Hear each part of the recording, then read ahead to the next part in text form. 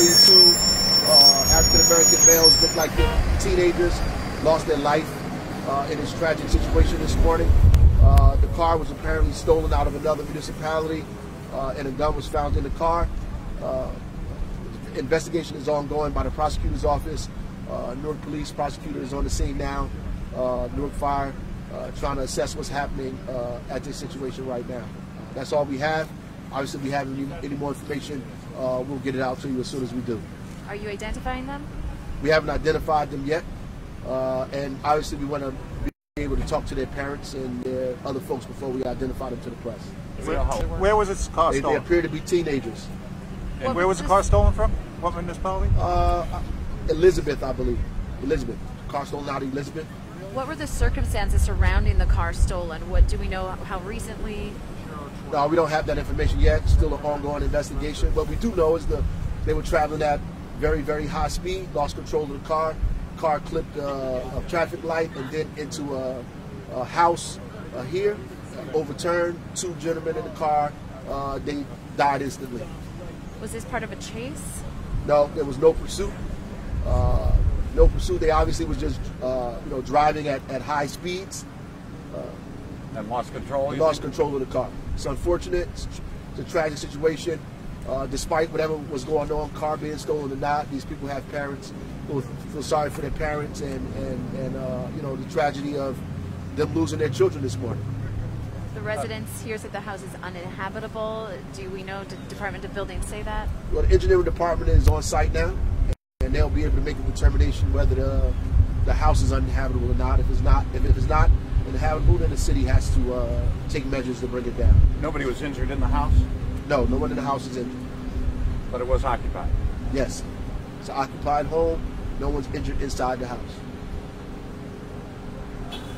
Basically structural and physical damage to the home and to a vehicle outside, but that's it. It seems kind of obvious, but one has to assume they were not wearing seatbelts, or? I don't know. As the investigation is still ongoing, I couldn't speak to that.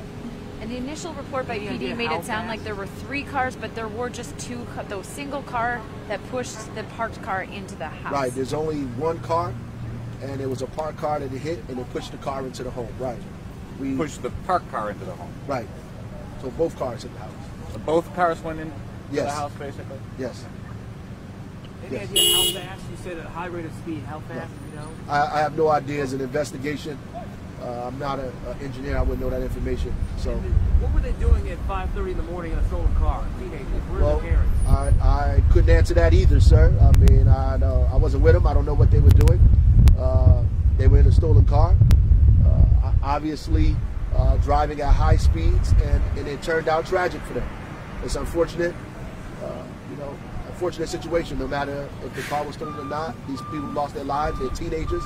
It's a tragic situation. And what about that gun? What kind of gun? Any more information about it?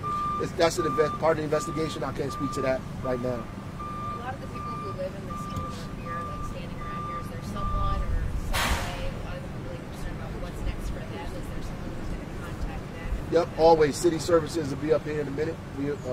Social health department will be here. The clergy is already up here. We've already put everybody on standby. We can't do anything until the scene is cleared, though. We have to clear the scene. Is under investigation.